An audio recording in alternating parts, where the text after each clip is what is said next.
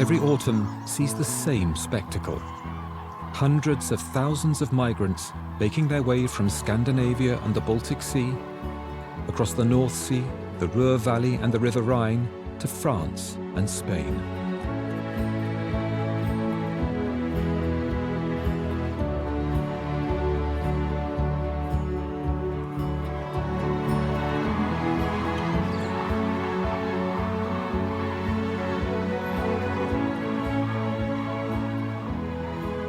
Cranes. If their cries didn't make us look up, we'd hardly notice them on their aerial highway. These symbols of happiness.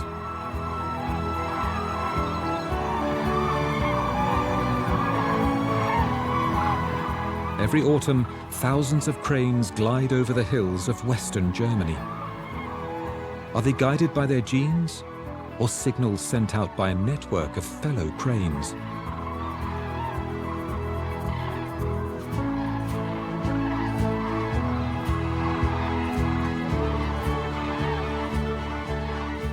Migratory birds are still full of mysteries. What instincts drive them? How do they find their final destination? People have always dreamt of flying like birds. Now we're following these flying nomads on their amazing voyage through the skies.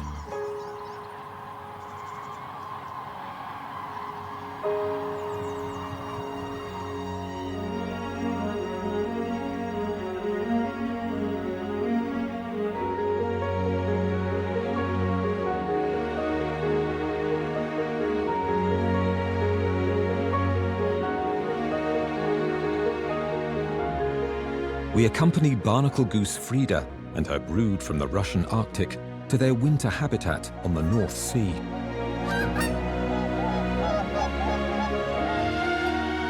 Like the hooper swans, Frida visits Germany precisely when most birds are leaving.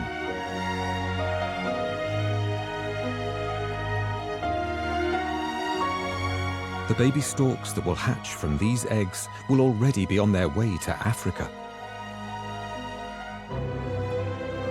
We fly along with stork Borny from the Rhine on his first perilous journey to Africa. The final destination?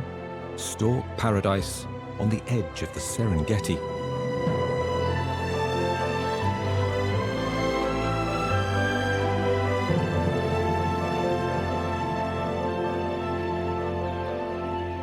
We follow massive flocks of starlings to the eternal city, Rome.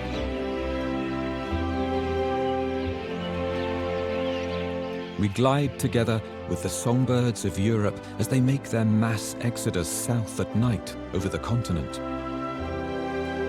These bald ibises have to be taught to follow their instincts in a flying school for migrating birds. These young geese have computers on their backs to gather data about their lives and the distant worlds these flying scouts will explore for us.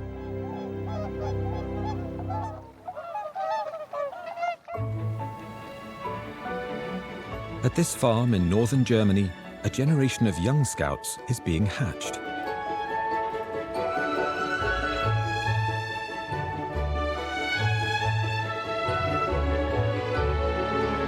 But, obviously, before they can start investigating the world, they have to figure their way out of the egg.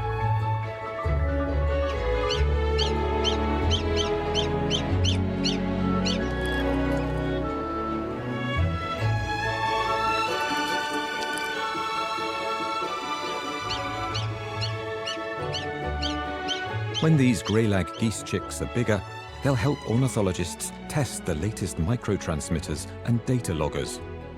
The hardware sends information about thermal lifts, locations, and heart rates to satellites.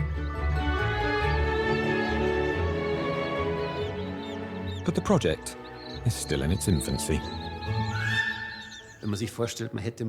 Even if we attached homing devices to 10, 20, even 100,000 birds, it's still only a small percentage. But we'd have a network of intelligent buoys that measure life on Earth for us.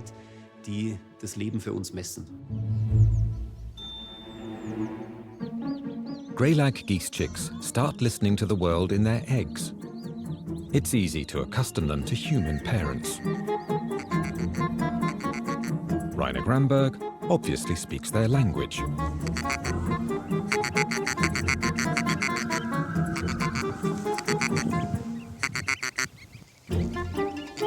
Baby geese are constantly hungry.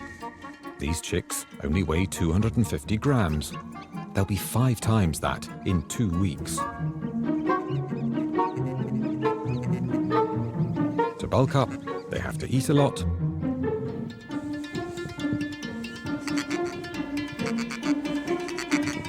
and get lots of sleep.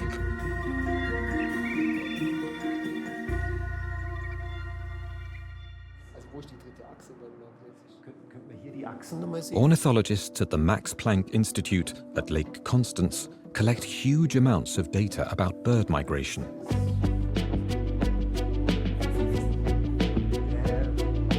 Scientists hope that young geese raised both on the North Sea and on Lake Constance will help them better understand how birds fly, where they get their energy to travel thousands of kilometers, where their environment is changing, and what makes migration go wrong.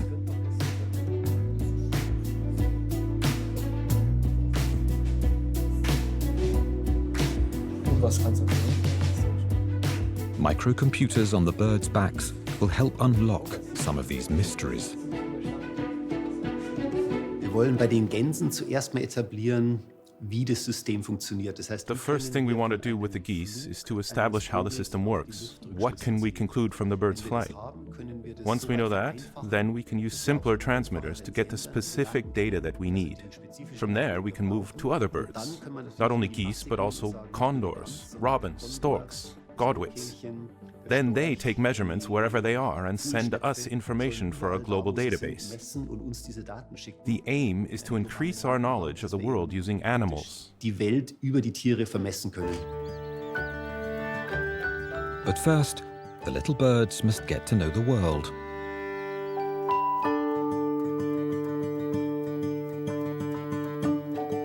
On Lake Constance, Michael Quetting has moved into a camper van to be near his chicks.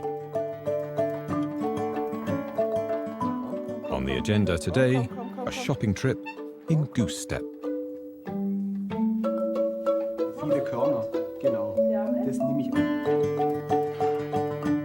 After the bakery, it's off to the pool for a quick splash.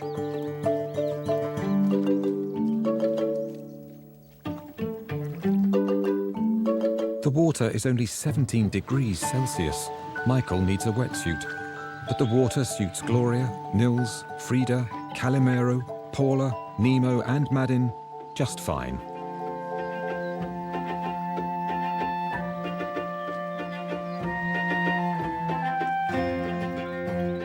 They can always climb on Papa's back if they get too cold. Afterwards, a relaxing stroll through the forest.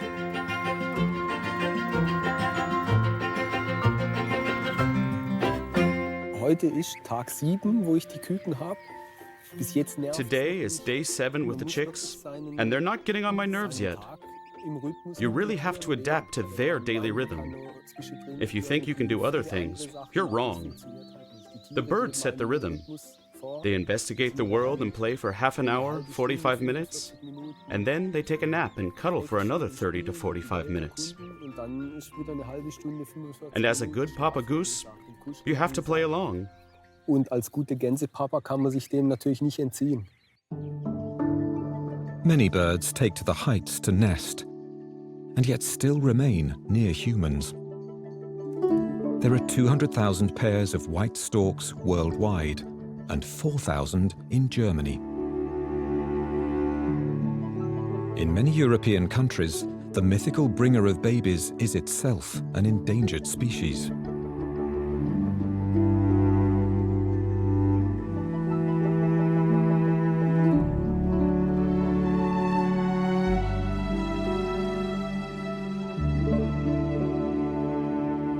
Storks lay 3 to 5 eggs, which should be enough to ensure the species' survival. However, 2/3 of all storks die the first time they migrate.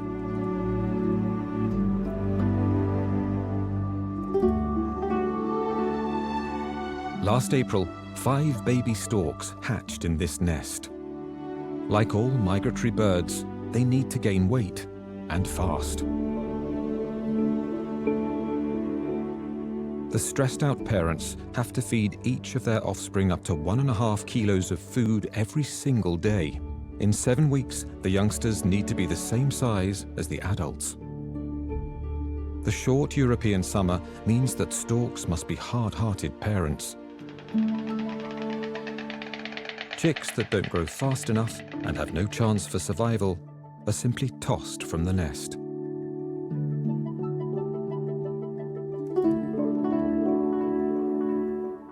That leaves more food for the remaining offspring to gain the strength necessary for the long journey. Once the youngsters have reached the same size as their parents, it takes 2 weeks for them to learn to fly. Only in this period, ornithologists can attach 50-gram GPS transmitters to their backs. These are the exact routes taken by real-life storks. Those that grow up on the Rhine fly west, through France and Spain to Africa. Storks from further east or north take the eastern route via Turkey and Israel.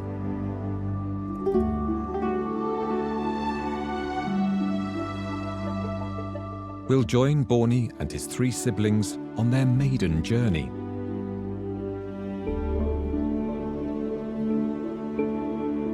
But first, they all have to learn to fly.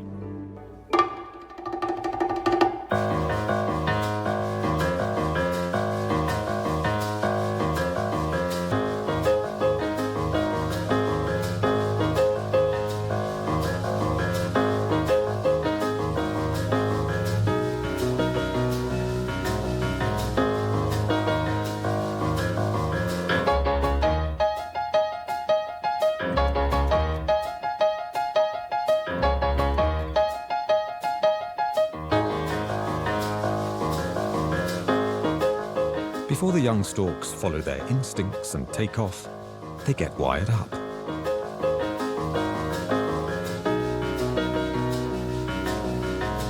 The tiny backpack computers record up to 100 pieces of data per second. Everything from velocity to heartbeat. It's no wonder that researchers get so attached to Borny and his fellow feathered friends.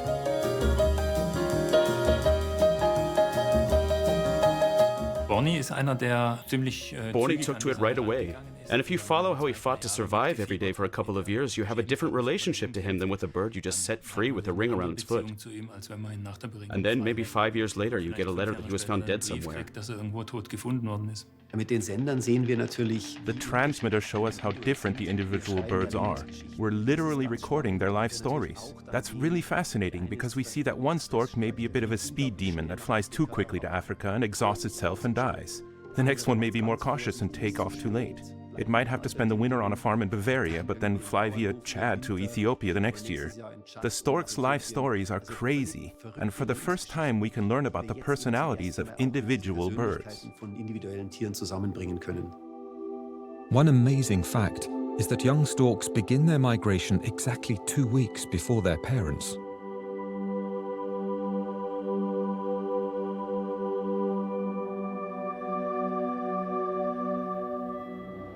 Storks are born with a natural navigation system and an innate trust that one of their fellow travelers knows the destination.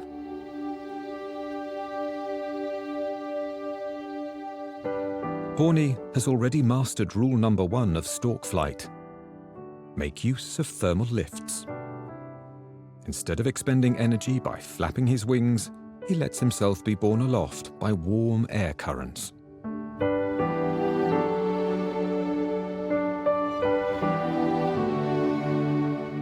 Once he's reached cruising altitude, he glides forwards and down at 70 kilometers an hour. When he descends to 450 meters above the ground, he starts looking for new thermal lifts to bear him aloft again. There are no thermal lifts above high mountains or large bodies of water. That's why storks almost always fly over land. When Borny sets off on August the 14th, he doesn't know exactly where he's headed, just the general direction.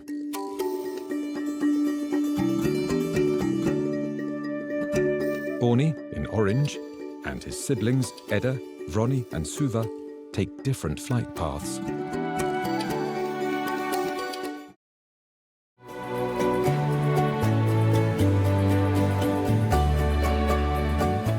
Borny's group is making good progress. They pass the Black Forest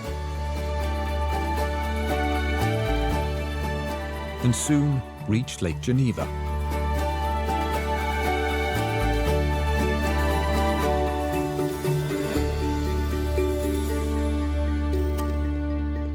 Stork expert Martin Wikelski is also a pilot. He catches up with the transmitter-bearing storks in the Rhone Valley in France.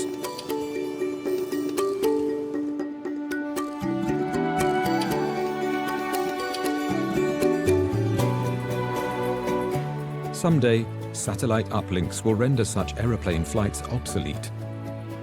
The ornithologist will be able to see what Borny is up to from his desk. Which is a shame, given the view of the Rhone Valley.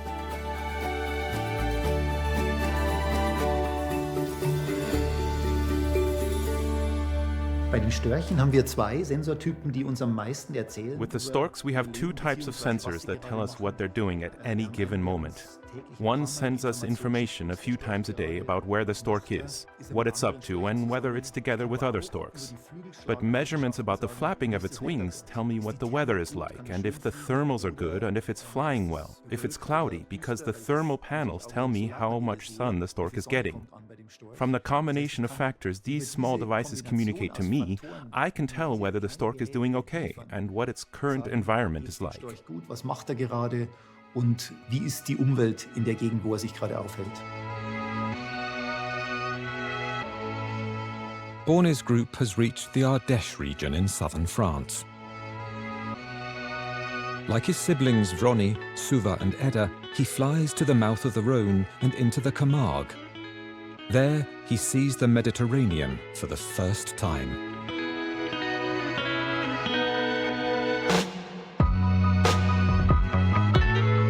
The transmitters don't reveal what Borny thinks of this place, but it seems like stork heaven.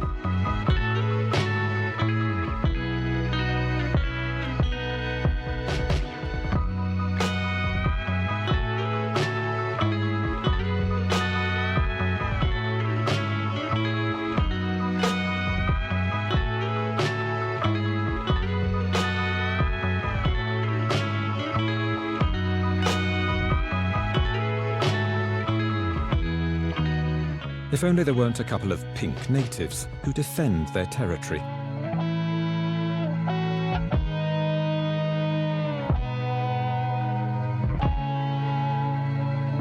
Borny and cohorts encounter flamingos for the first time, and there's not enough food to go around.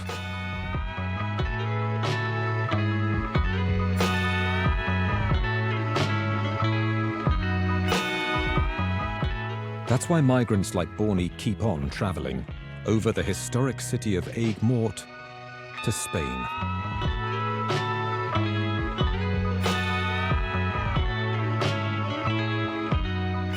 But they still have 1,000 kilometers to go before they reach Gibraltar.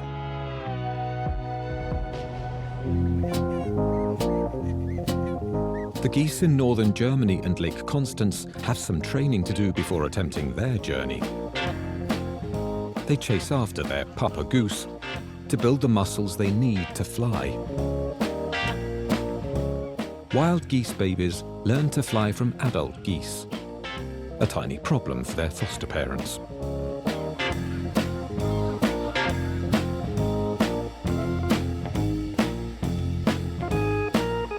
The solution is an ultralight plane, but that takes some getting used to.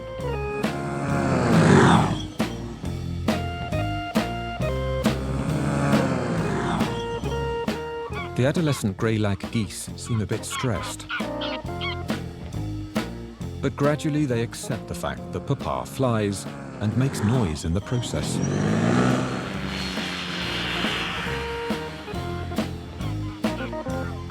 Geese live in groups, and they're completely fixated on their foster father.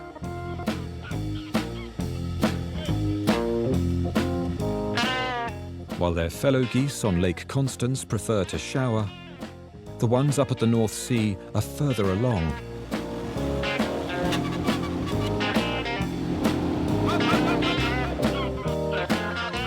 For the first time, they take off. Not bad for beginners, but they flap their wings too hard at the wrong angle. The slightest turbulence blows them off course. Flying is for geese what riding a bike is for humans.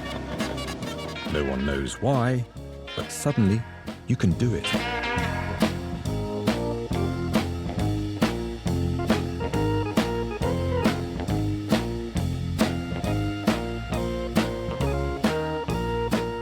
The upper surface of a goose's wing is more rounded than the lower surface, so air moves across it more quickly. That creates an updraft and combats gravity. But geese still have to flap their wings to move forward, which takes energy. These young geese are winded after their maiden flight.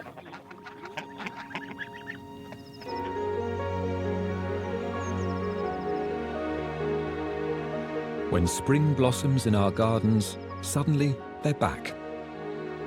Often we don't notice which birds have traveled thousands of kilometers and which ones never left.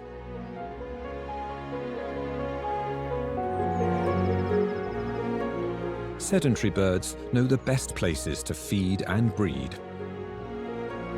More and more, the birds in our gardens shorten their migrations or cease migrating at all. They're able to because we feed them in winter.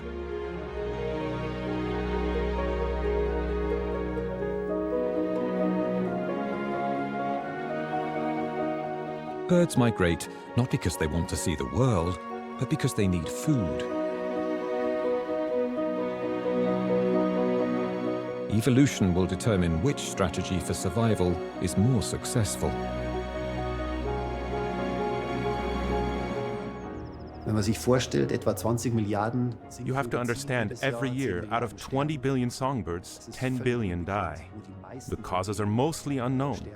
Of course, some crash into buildings or are eaten by large bats or predators, but most of them simply disappear, and we have no idea where. Verschwinden einfach und wir haben keine Ahnung wo.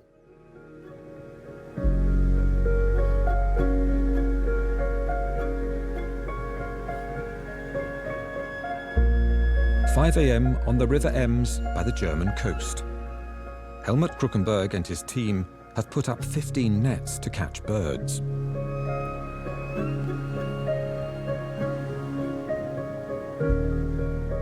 Birds like this bluethroat are measured, weighed and banded before being released. That's how Kruckenberg knows that there are fewer long-distance migratory birds on the Ems.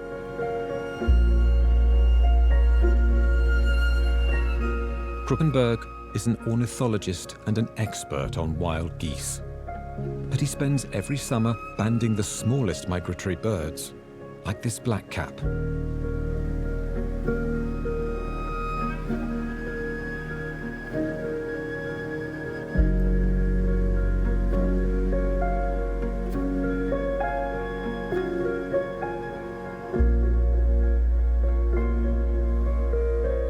There are hundreds of banding stations across Europe. Bird for bird, researchers track who breeds where, who travels where, and who survives. Taggers in northern Germany can tell when the Sahara has been particularly dry, because then fewer migratory birds return from Africa.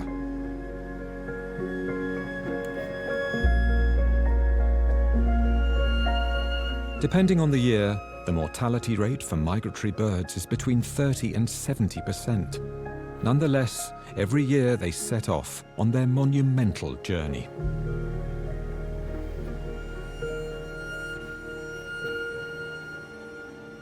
These clouds of green dots precisely represent German military radar data about migratory birds above Germany. 3/4 of the birds do their flying at night. That allows small songbirds to evade predators. And the air is relatively calm and cool.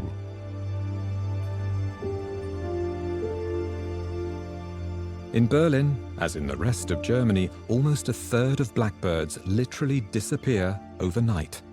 Their destination? Southern France. One level higher up in the air, a group of mallard ducks. They too only fly at night, from Russia all the way to southern Spain. Here, a lone robin struggles to make its way across the Alps to North Africa. It's followed by a solitary cuckoo trying to reach the Congo Delta.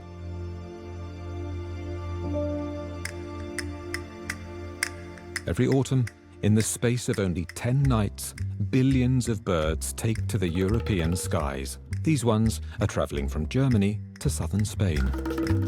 At the Strait of Gibraltar, only 20 kilometers separate Europe from Africa. A perfect place for a stopover.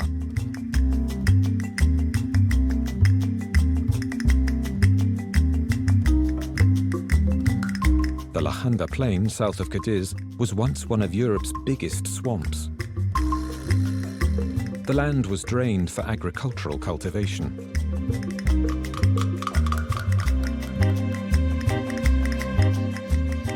Every season, ornithologist Alex Onrubia bans more than 3,000 birds. The nocturnally traveling migrants get caught early in the morning in his nets.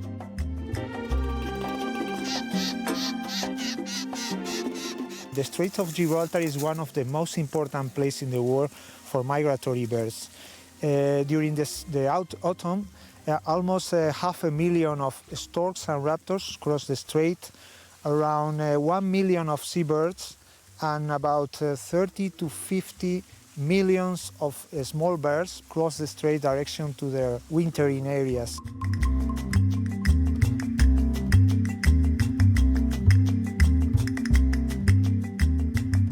But it's still a mystery how they find their way to destinations thousands of kilometers away. Birds that fly during the day orient themselves around the position of the sun. Their inner compass keeps them on course, even as the sun moves across the sky. But no one knows how it works. Even when skies are overcast, the bird's solar compass still works. Birds can perceive ultraviolet light. Nocturnal migrants orient themselves around the polar star, which is located directly over the North Pole. It always points directly north.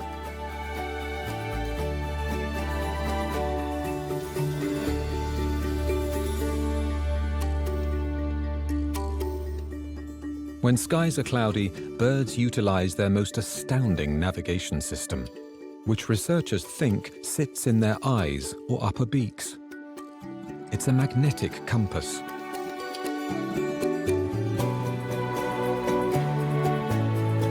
The Earth's core emits a magnetic field whose lines get steeper and steeper towards the north. Near the equator, they're shorter and flatter. Above the North Pole, they're vertical. Following the short curves takes you toward the equator.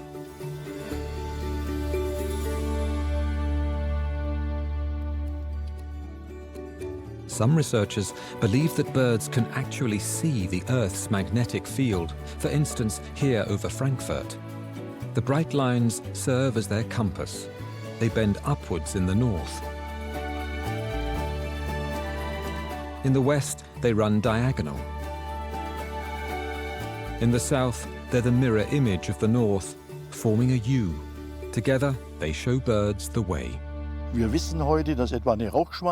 we know that if a barn swallow is lucky enough to live to the age of 5, he will find its way back to the same barn on the same farm in a small village in Bavaria year after year. And every year in the winter, it will sit and sleep on the same dry branch of the same tree on the same brook in Congo. The point in Africa is this big, and so is the point in Bavaria. And in between, there are 8,000 to 10,000 kilometers. And the bird just makes it.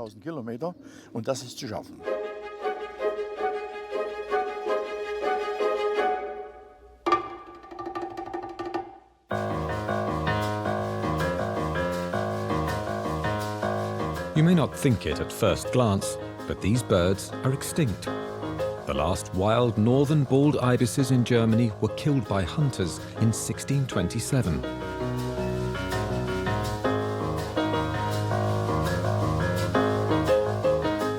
This crew was raised by humans after they hatched in captivity.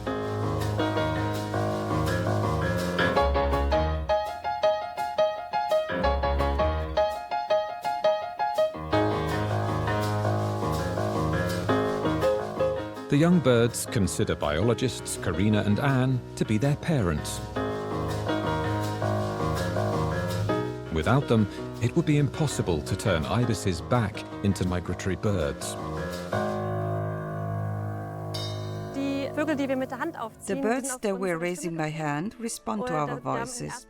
We are the only ones they heard in the first 2 weeks. We greet them with our hands. And we imitate the sounds made by adult ibises. At some point they stop tweeting and start to grunt, and we imitate that.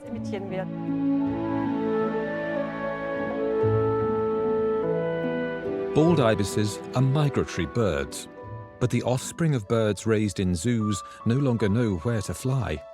Left to their own devices, they take off in the wrong direction and perish.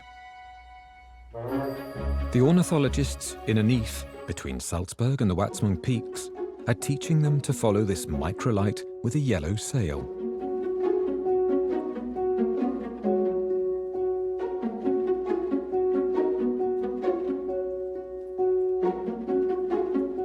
The trip facing the 14 participants in this experiment is 1,000 kilometers long and ends in the mild climes of southern Tuscany, where the birds will winter. Can the offspring of zoo birds survive such a trip over the Alps?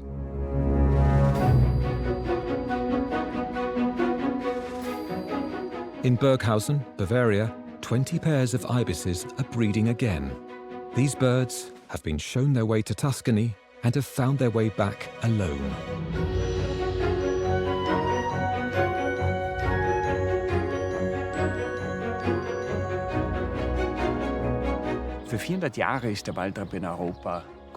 The northern bald ibis was extinct in Europe for 400 years. But here in Burghausen, you can see them flying over the castle again. That's the great triumph of this project. There are 40 migratory ibises in Europe at the moment. The last completely wild ibis that lived as a migratory bird disappeared in the Middle East in 2014. These are the only such birds in the world that could be seen living as migratory animals in the wild.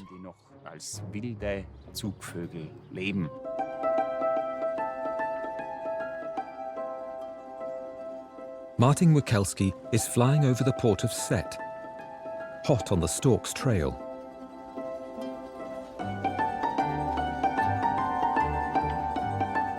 Borny has made his way directly to the wetlands near Empuria Brava in Catalonia.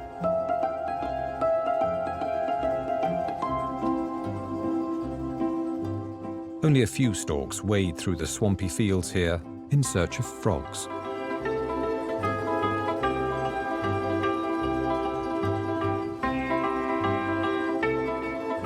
The majority veer off for some easy, fast food.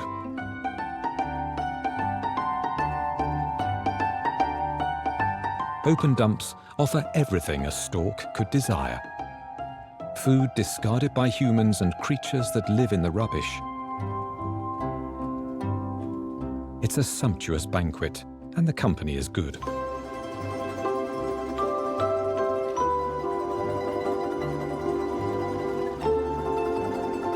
Garbage dumps line the stork's migratory route over Spain and Morocco like truck stops. Here, Wikelski takes leave of the birds. One last time, he monitors the transmitters in Borny's group. His sister Suva's transmitter hasn't moved for days. Her journey ended near Andorra on a power line.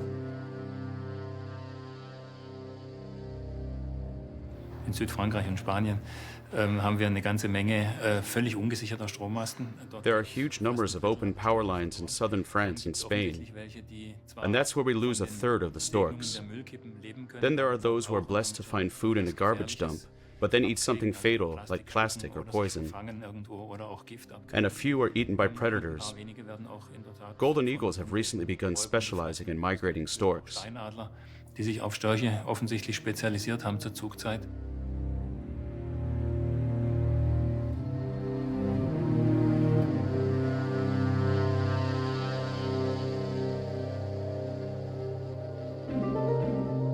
Borny, Vrony and Edda keep going over the Spanish Sierra towards Andalusia.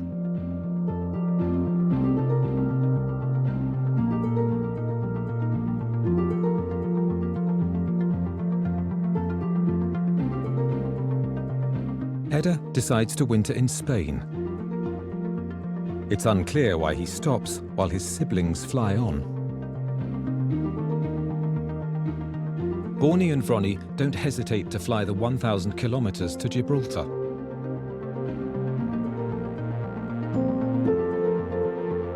From Tarifa, it's only 20 kilometers to Africa. But the journey over the straits is the most difficult of the entire trip.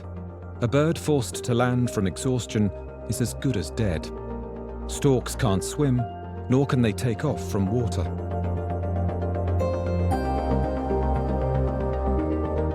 Borny and Vrony circle over the giant rice fields of Lachanda.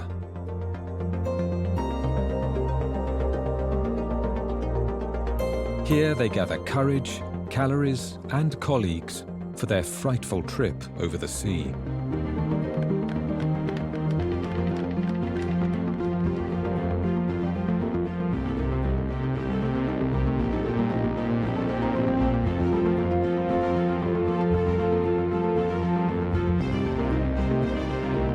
Borny needs optimal wind conditions to gain enough altitude to commence the adventure of his young life. But how high is enough? Thousands of young storks wait here to join up with older, more experienced ones.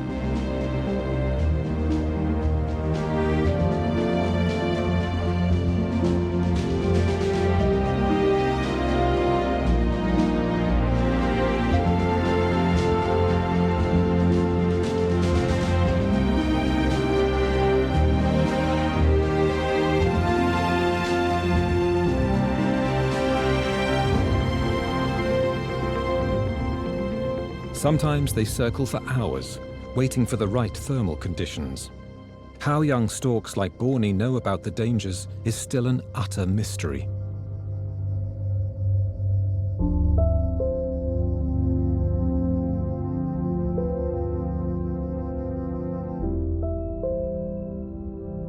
Every year, ornithologist Alex Onrubia of Fundación Migrés counts how many birds cross the straits and of what species. It's a very interesting question how the bird feel these barriers, the sea, and it's a place that where they can land or stop or rest. The birds feel a kind of panic to the sea. You can imagine that the juveniles is the first time that do this, and they don't know what is in the other side of the sea. On Lake Constance, the greylag geese's test flights with the transmitters have come to a standstill.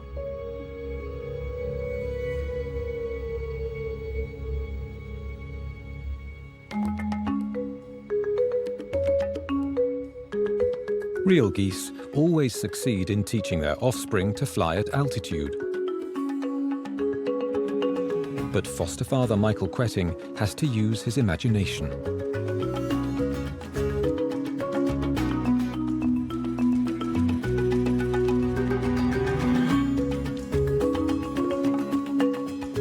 Wir mussten irgendeine Methode finden, wie wir die Tiere... We wanted to get measurements at various altitudes, so we had to find a way to get the birds to fly higher.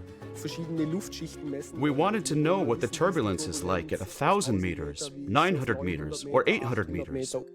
So we thought, what if I tried making a goose take off from my lap? Mal probiere, mit einer Gans auf dem Schoß zu starten.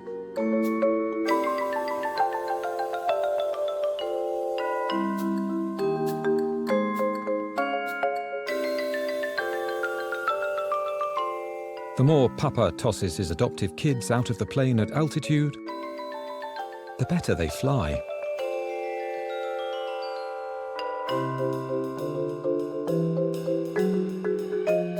The transmitted data shows they gradually learned to conserve energy. A young goose like this one beats its wings too fast and too hard. After a few weeks, the flapping of the wings is less deep and therefore more efficient. Before long, these geese can fly at any altitude, and the transmitters on their backs relay huge amounts of data.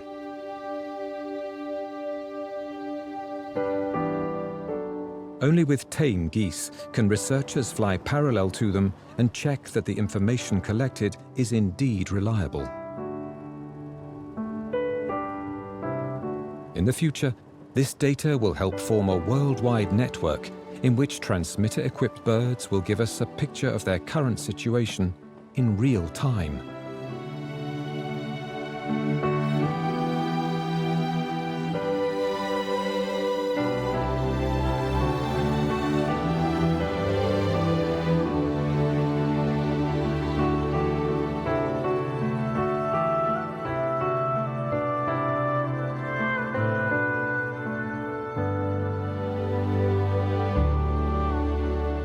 Perhaps one day, that will help human beings to recognize weather and climate catastrophes early on, thanks to the birds, our global scouts.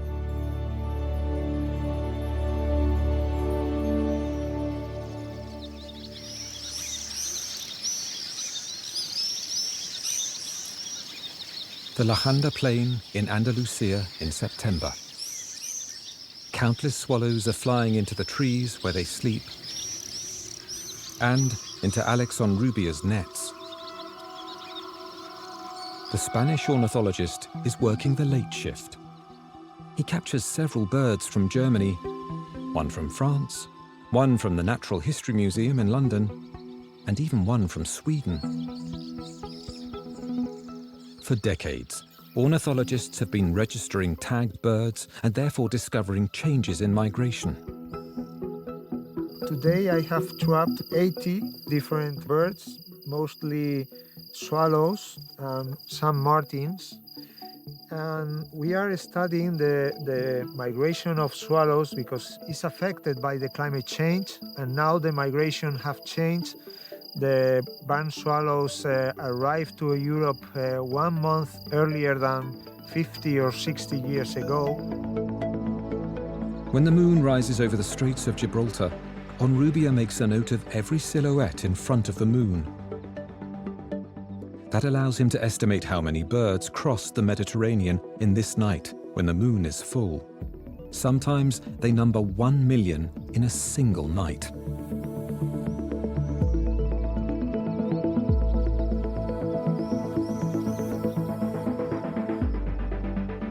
After Gibraltar, the nocturnal migrants face the toughest stage of their journey, the Sahara.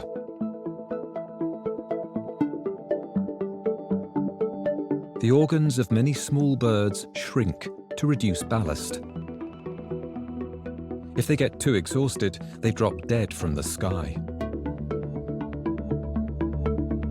The birds that chose the eastern route to Africa end up all too often in nets on the coast of Egypt. It's a 700-kilometer-long bird trap. Thousands of exhausted migratory birds come to Earth in stew pots. Less than half of the birds that set off from Europe actually reach their destinations. Does the songbird migration make any evolutionary sense? Es besteht durchaus die Möglichkeit, dass der Vogelzug It's possible that some migration will disappear due to global warming. For example, here in Germany, how fast will this happen? My personal prediction is that if global warming continues as it is, we won't have any migratory birds in 100 years. All the birds will stay here, whether they're swifts, redback shrikes, or orioles. That's even possible in 50 years. In 50 Jahren ist das alle Male möglich.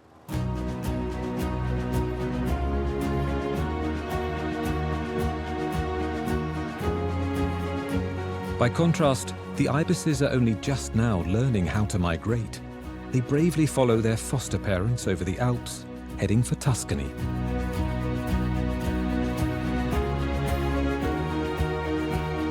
They pass the Dachstein Glacier and fly over peaks where they have to fight eddy winds.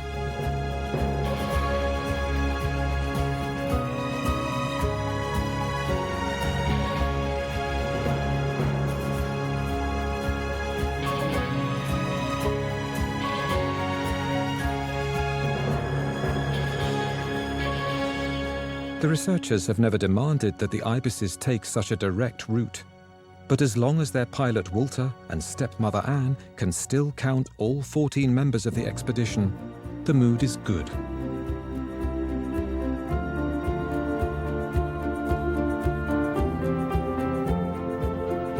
"400 years ago, hunters killed all the wild ibises in Europe. The birds still risk being shot illegally in Italy. It's a bigger threat than the dangers of flying. Sie fliegen bis zu 300 Kilometer. They fly up to 300 kilometers a day. That doesn't exhaust a bird.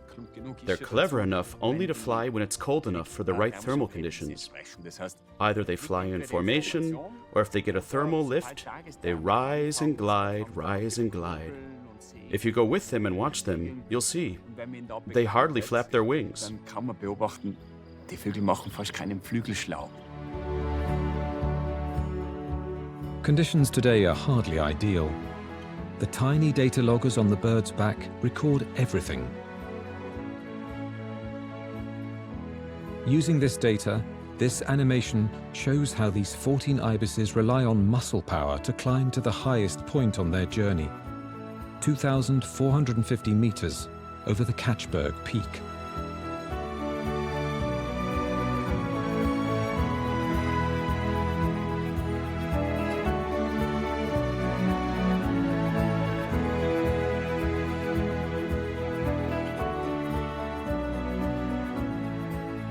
Bad weather on the south side stops the voyagers.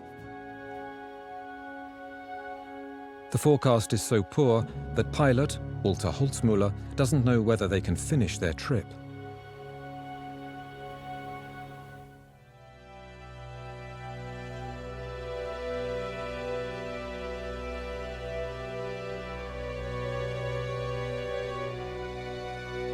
A band of clouds over the Strait of Gibraltar almost exactly demarcates the route Borny and his sister Ronnie want to travel today, from Europe to Africa.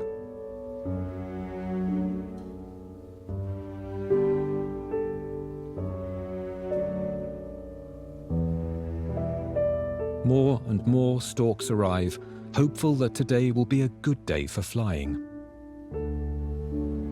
Hundreds of birds circle in a thermal lift, trying to gain altitude and the security it brings.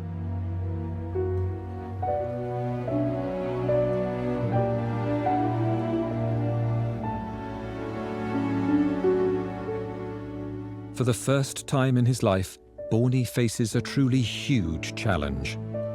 And for the first time, human beings have accompanied storks on their journey to Morocco. With a helicopter and a high-speed camera, we fly with them.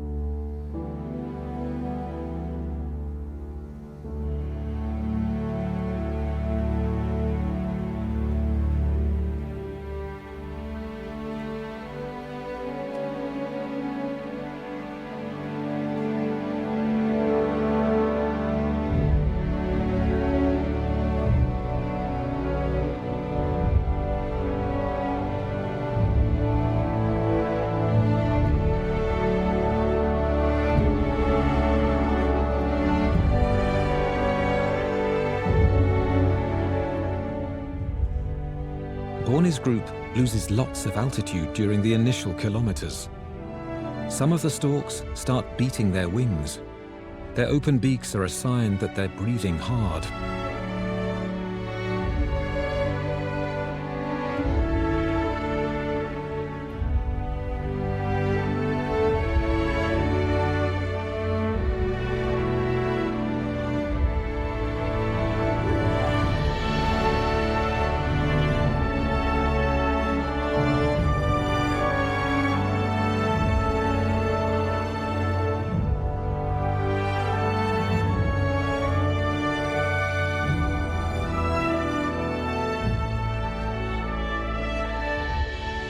Only a few kilometers to Africa, but Borne's group continues to descend dangerously. Meanwhile, in the ocean below, whales and dolphins are on their own migration route. But unlike the storks, they're in their element in water.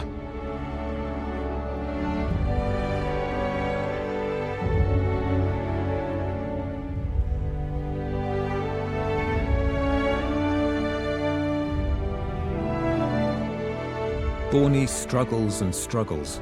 His beak is wide open, and he's flying far too low above the deadly sea. With their last ounces of strength, the storks try their best to maintain altitude. Every centimeter counts.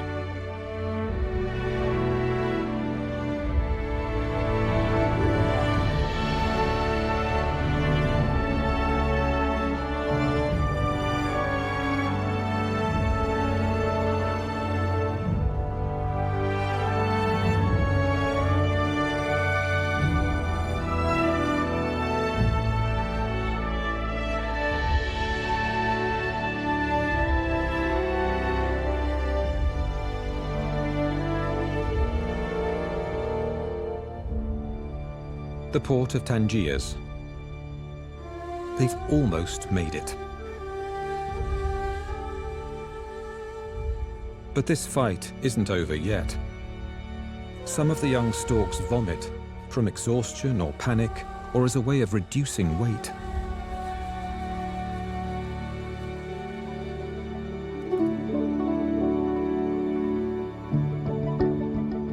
But in the end, they all survive.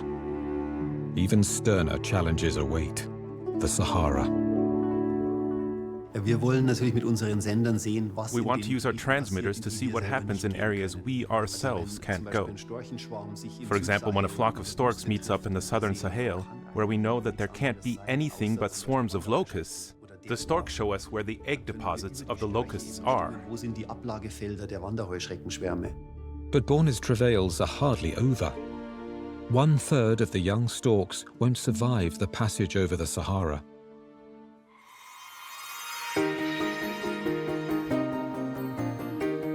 The storks are long gone, but the wild geese are just arriving in northern Germany.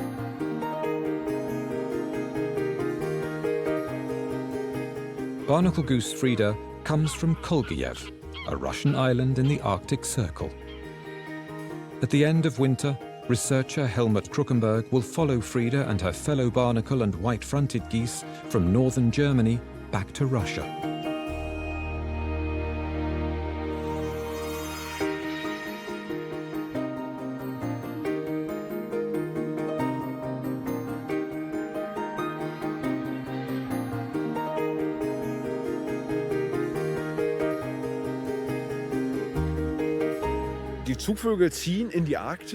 The birds fly to the Arctic because conditions there in summer are ideal. There's an abundance of food, huge amounts of grass and plant life for ducks, geese, and swans to eat. It's just very vast. So geese don't have to fight with each other over nesting places. And it's light 24 hours a day. The goslings can eat round the clock and fatten up more quickly than here in Germany. Late March. It's time for the geese to migrate. Fresh grass is their primary source of fuel.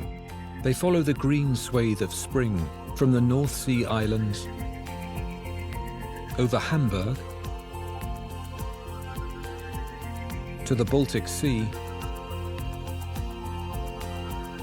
passing the bridge from Stralsund to the chalk cliffs of Rügen Island. This is an animated image of the GPS data from transmitter-equipped geese.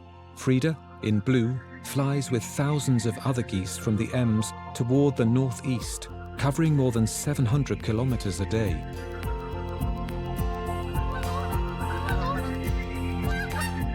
She proceeds across the Baltic Sea, towards St. Petersburg.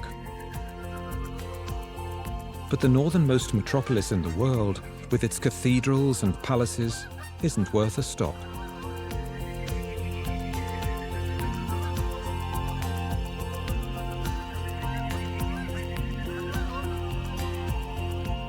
At Lake Ladoga, the geese meet up with hooper swans, also migrating from Germany to the tundra.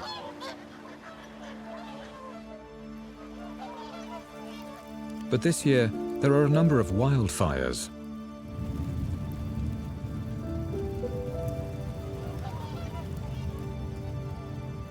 The birds have no choice but to fly on.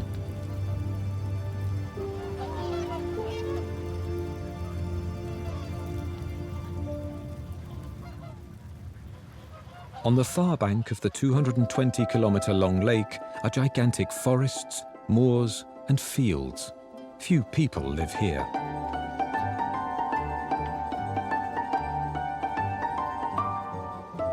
Frida heads toward the fields near Olonets, on the lake's eastern shore.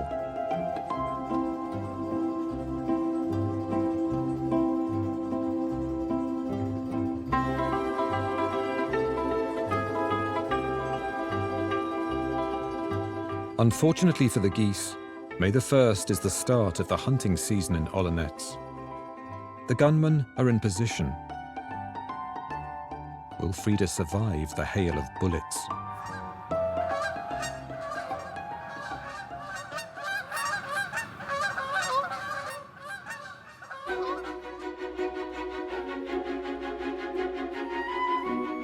The ibises are back aloft after 3 days of bad weather.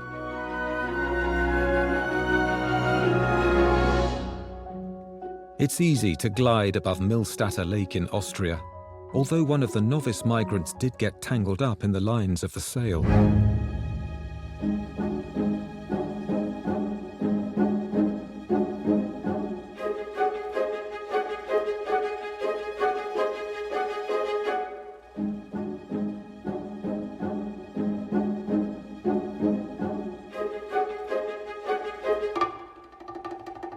No matter what, he can recover in stepmother Karina's lap.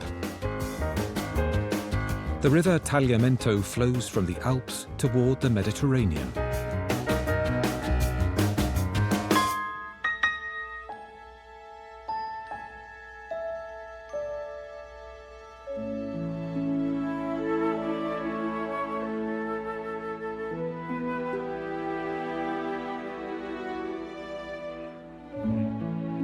As the birds approach Italy's lagoons, they can feel the warmth and rising winds. Then, for the first time, they see the ocean.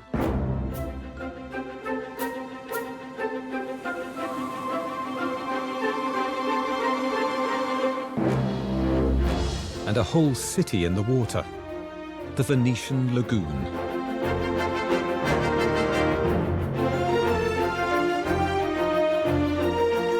There are too many buildings for the ibis's taste, but flying is fun.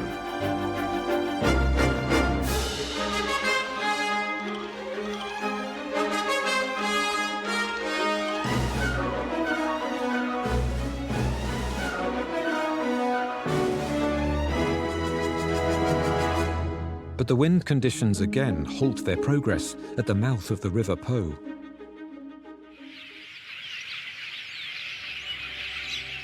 These birds are also heading to Italy. Starlings.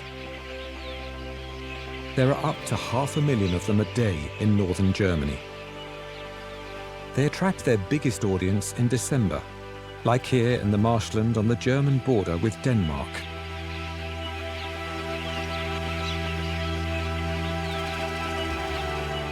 hundreds of thousands are arriving from their breeding grounds in Scandinavia.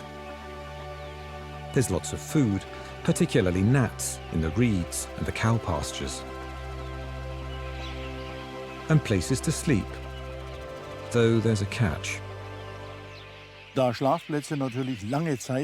Starlings retain their sleeping spots, which of course attracts their enemies, who settle down in the afternoon and think, "Our supper will come flying by this evening. All we need to do is wait." Peregrines, hobbies, sparrowhawks, and goshawks. To make their lives more difficult, the starlings arrive in large groups so that they don't know which individual birds to attack. And in the confusion, the starlings take their positions. If a predator attacks, the starlings surround it, and the predator will find it very hard to fly and sometimes tumble out of the sky. Starlings have to be very acrobatic to evade and surround their enemies. That is the reason for their formations. Such a huge mass of birds is reminiscent of Hitchcock. Yet the European population has declined by 75%. Only in places like Arventoft or Helgoland do the starlings gather en masse to molt. In the autumn, they fly southwest from their molting spots to the Mediterranean. And of course, they make a pilgrimage to Rome.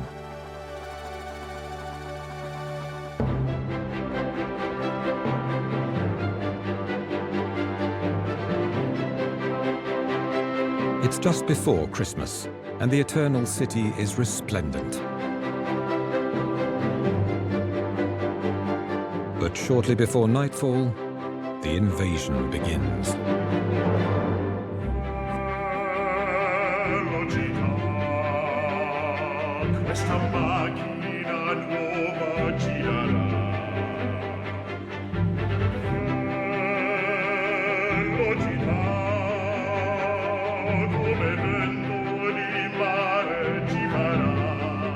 At sundown, millions of starlings arrive in the historic city centre.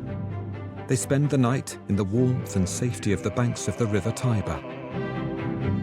Hungry peregrines try their luck, and the starlings mount a collective defence. The skies come alive with a living spectacle.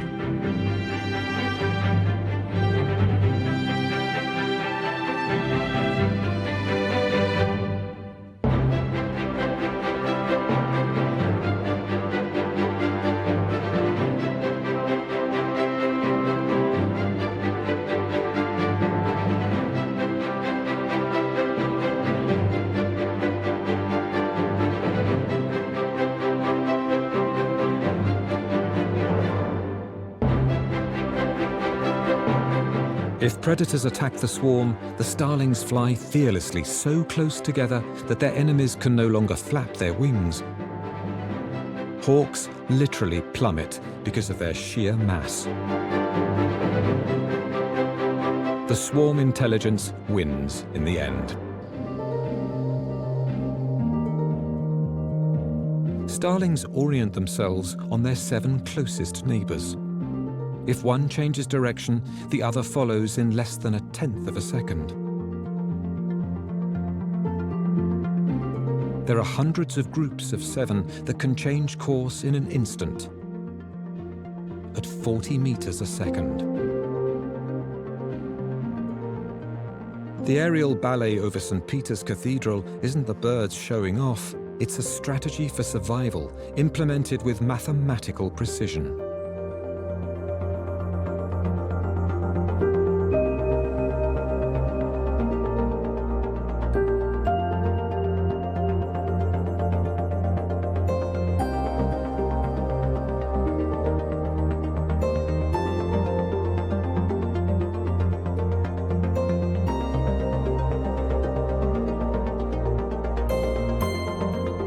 Many Romans are not amused. The starlings dump piles of dung each winter on the city's historic bridges.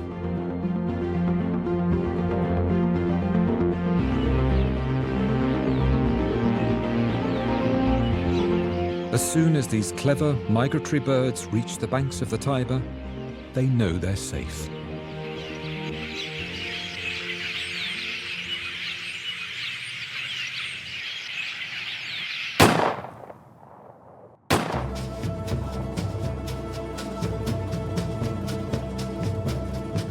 Hunting season on Lake Ladoga in Russia. Hunters are allowed to shoot 2,000 geese on the first weekend, officially. Plastic decoys are used to lure these social birds within range.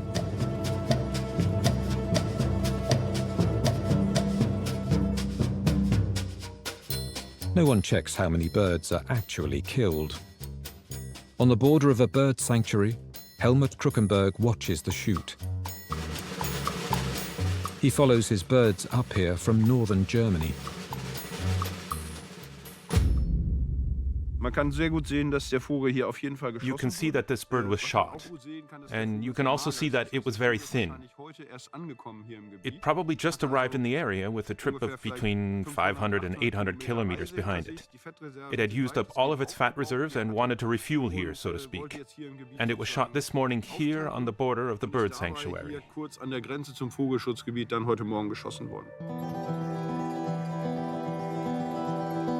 Goose hunting is allowed not only in Russia, but all along the bird's migratory route. Geese that are strong enough flee the hunters and fly northeast over the isolated forests and tundra.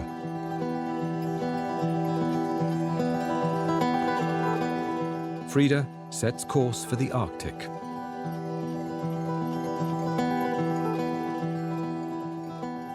Along the river Pechora to Myanmar.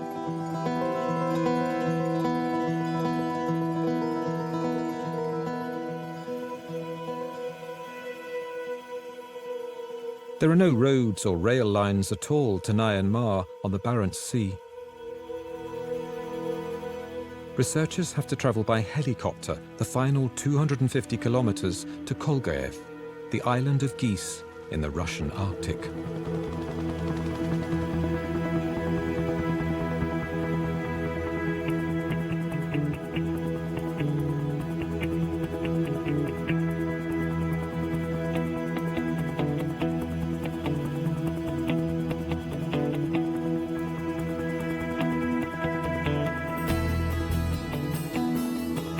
Kruckenberg has made several trips to research the geese's favorite breeding grounds.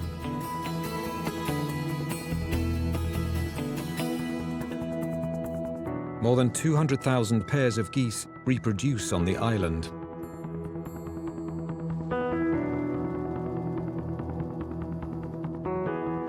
After the equipment is unloaded and the helicopter takes off, the researchers are on their own. The only running water is the river. The scientists have to catch their own food or eat from cans.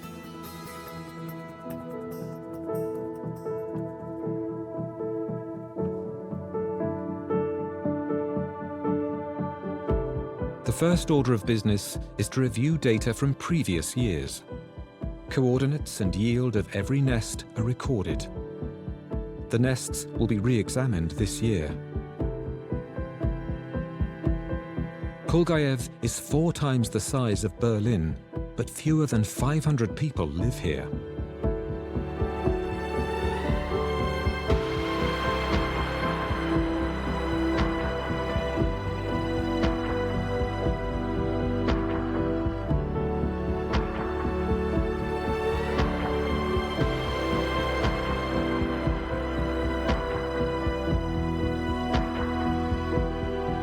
Frida and her mate have 5 goslings, and thus far they've defended them all against predators. With temperatures around 0 degrees Celsius, the young ones are lucky to be born in down jackets.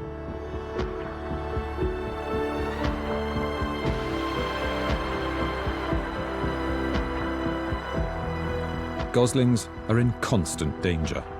Around half of them are killed by polar foxes or gulls.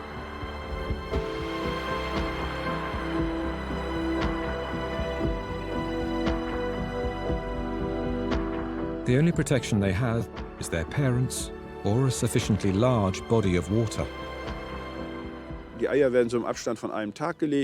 Geese lay 1 egg a day. When 4 or 5 eggs are laid, they begin to brood.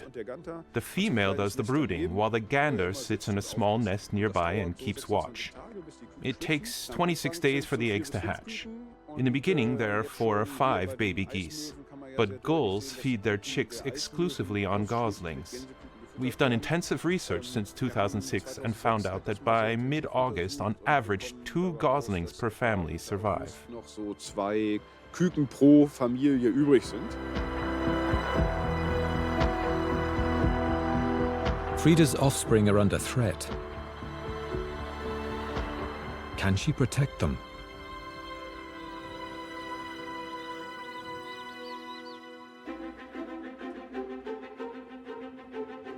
The ibises are back underway. They still have 300 kilometers to go through Tuscany until their final destination, Orbetello.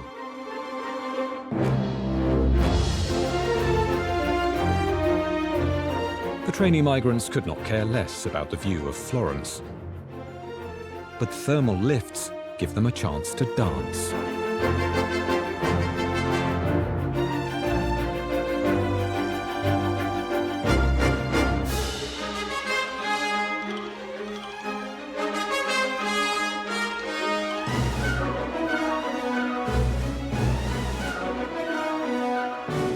Tori and Somo, Vittorio and Blauga, Lita and Ed, Auron and the rest, they don't even spare a glance for the Ponte Vecchio.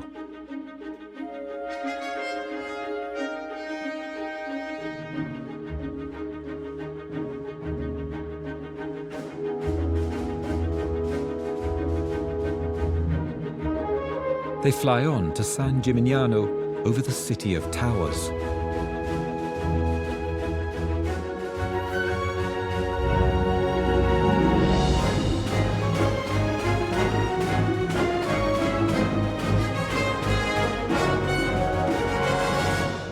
Finally, it feels like summer.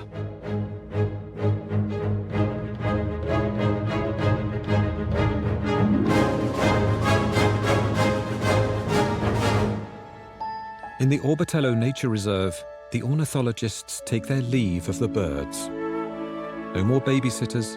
The 14 ibises have to find their own way back, always mindful of hunters, but at least they live like wild birds.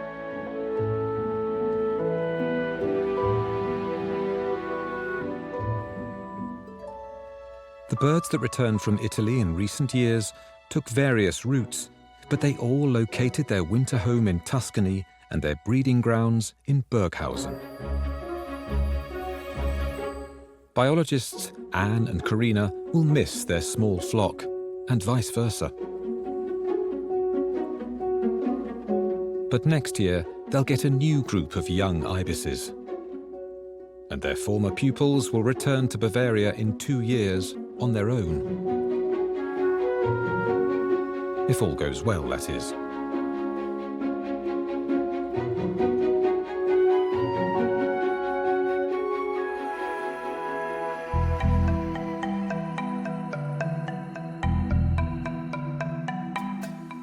Borne's group of storks is headed for the Sahara and the biggest risk of all.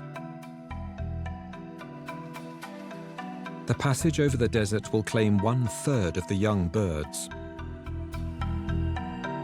Vroni stays behind in northern Morocco. Borne presses on. For 10 days, he'll be without food or water. Now, sandstorms are the greatest danger. Disoriented birds can end up flying in circles.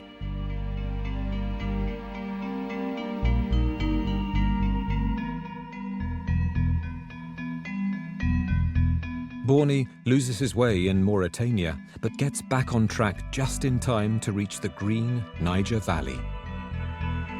The GPS transmitters on the storks show that all of them seek out the wetlands south of the Sahara.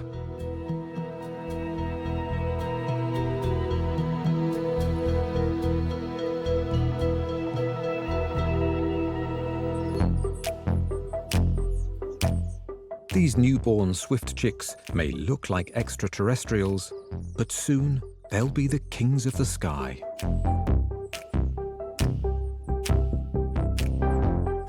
Swifts eat on the wing, mate on the wing, and even sleep on the wing. For them, time truly does fly.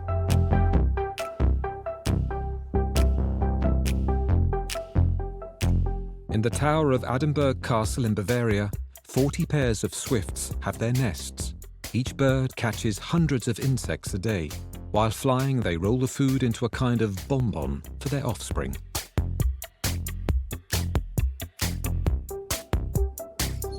These pink aliens need to grow big and strong within the next few weeks in order to lead their high-speed lives aloft.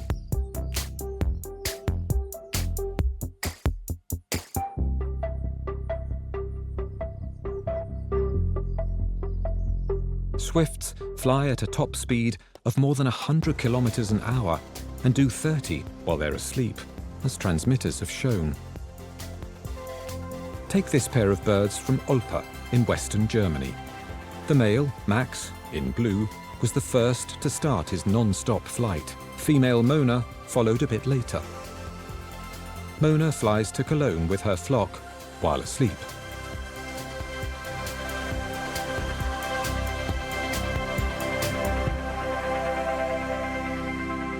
Short bodily rotations along the swift's longitudinal axis help maintain speed while the bird sleeps. The swifts fly over France to Spain, avoiding bad weather, which means fewer insects.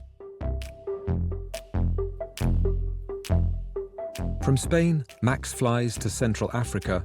Mona presses on to the southern tip of the continent. For months, the birds follow the tropical rainstorms and the myriads of insects that take to the air afterwards. They'll return to Germany next year to their mutual nest. For 3 months every year, they live as a monogamous couple. But after breeding, they go separate ways as singles. Perhaps Max and Mona will run into one of their closest relatives, the alpine swift, who, according to Swiss researchers, spend 200 days and nights a year in the air. Over their lifetimes, swifts fly 4 million kilometers, 5 trips to the moon and back.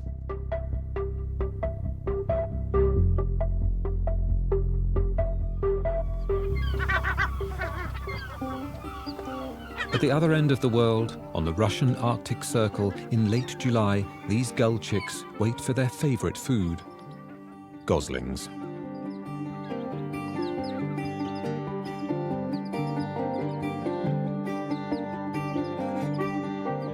Gulls nest on the roofs of empty reindeer hunter huts, the geese, 1 floor further down. The aggressive gulls protect the entire household from polar foxes. But it's not all one big happy family.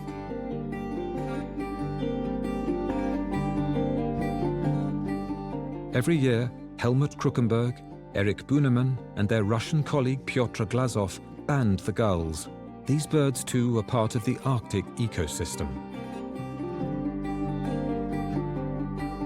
The baby gulls are cute, even if the geese wish they were vegetarian.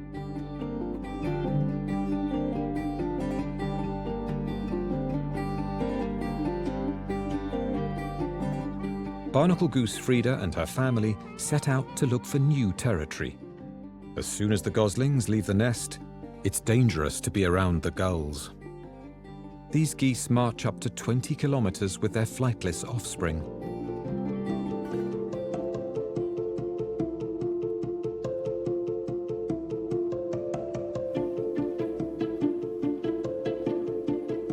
The German ornithologists take extensive hikes nearly every day as well. Birds aren't amused when the researchers visit their nests. They drive away the watchful parents for a moment in order to carry out their research.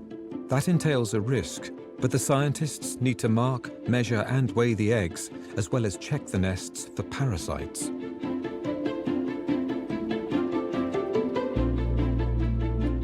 In a few weeks, the geese will head back to the River Ems with their offspring, if they survive. Frida has to flee to escape the gulls. A gosling that can't keep up gets left behind. Frida tries to drive away the gulls one last time.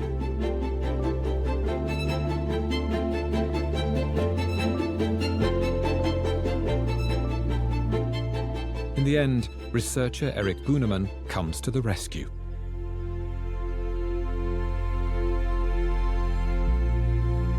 When the midnight sun melts away the fog, it's easy to see why the geese make their long trip to Kolgaev every year.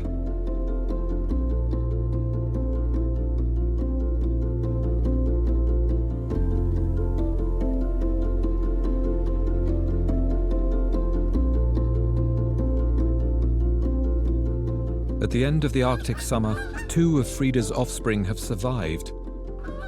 Together with them, her mate, and dozens of neighbors from Kolgaev, she heads back to the River Ems in late August.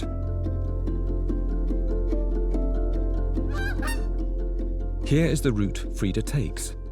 It's 700 kilometers from Kolgaev to the White Sea and a further 700 to St. Petersburg.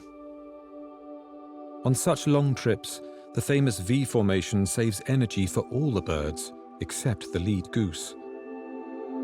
Each flap of its wing creates turbulence, lifting the trailing bird behind, which then flaps its wings when it feels the uplift.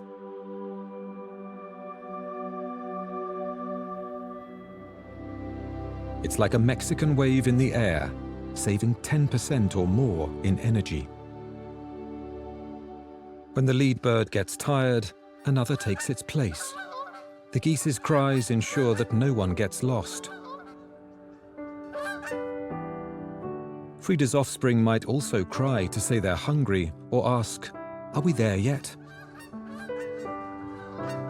Frida's flock flies past St. Petersburg, then across Latvia, Lithuania and Poland towards Rügen Island on the Baltic Sea. They head on to Brandenburg, where thousands of migratory birds died in 2012. In thick fog, the birds oriented themselves around the Autobahn. The damp air made their wings heavy. They landed to rest on the highway and were run over. But Frida's flock survives the journey and arrives at the Ems in October. They'll remain on the North Sea until next spring.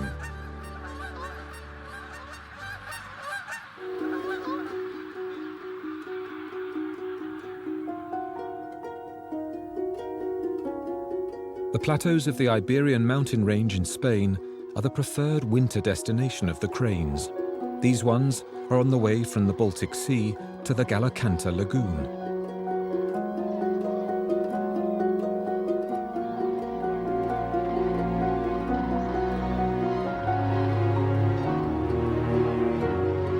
Cranes avoid people, instinctually skirting many of the dangers of modern-day bird migration.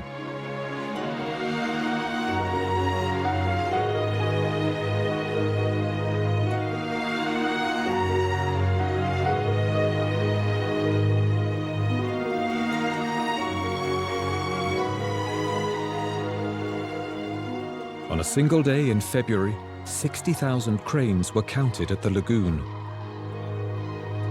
Researchers believe that at meeting points like this one, they exchange information about their experiences while migrating. That would explain why individual birds sometimes take one route and sometimes another.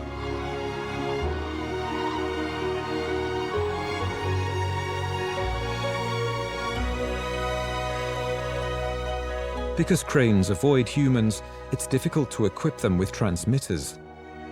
Therefore, scientists know relatively little about their obscure communications network.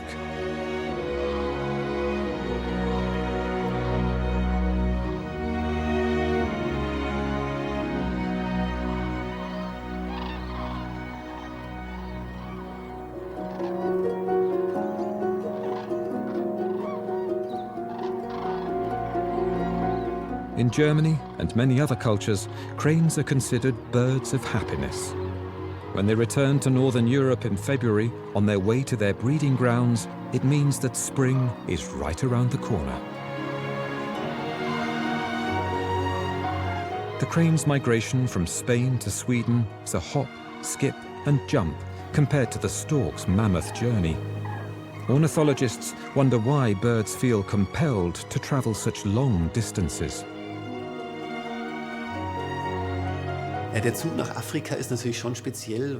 Migration to Africa is of course very unusual because the birds have to cross lots of inhospitable terrain and water. To understand why they do this, you have to imagine that the territory used to be more lush and easier to get across, or that they got blown off course by chance and managed to get back nonetheless. With storks, for example, a bird from Germany doesn't have to know that things are nice in Africa, but rather the German stork might fly to Spain, and the Spanish stork might have heard from a Moroccan one that things are great south of the Sahel.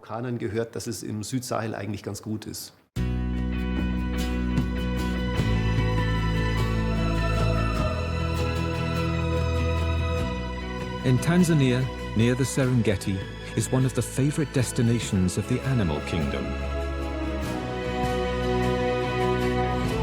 The storks from Europe deserve a bit of their time in paradise, given how long they traveled to get here.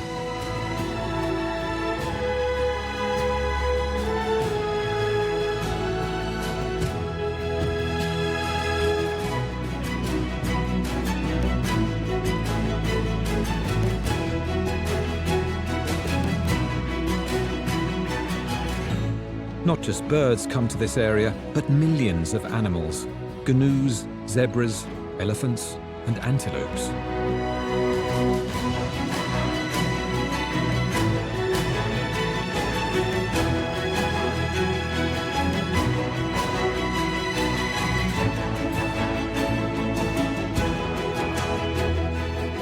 Researchers don't know precisely what draws the storks to Lake Natron in Tanzania. One reason is certainly an abundance of food, no matter whether we're talking about storks, pelicans, or flamingos.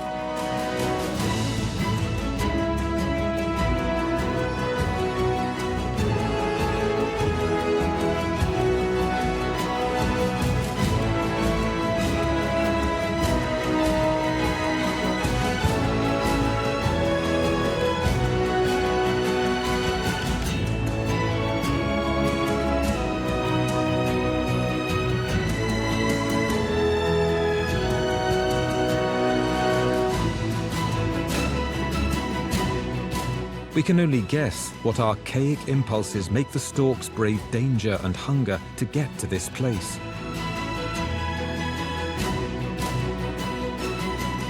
Or how young storks manage to travel thousands of kilometers to a destination they've never seen before.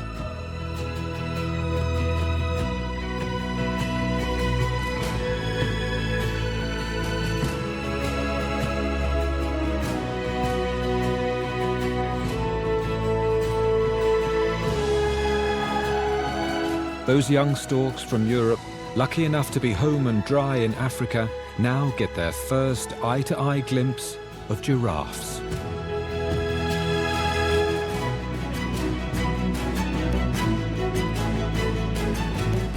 When the sun sets near Mount Kenya, the birds seek safety from nocturnal predators.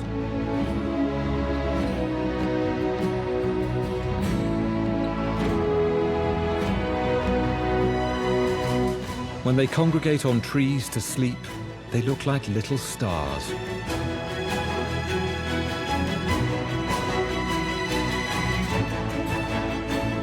As familiar as they have become, they remain equally distant and unknown.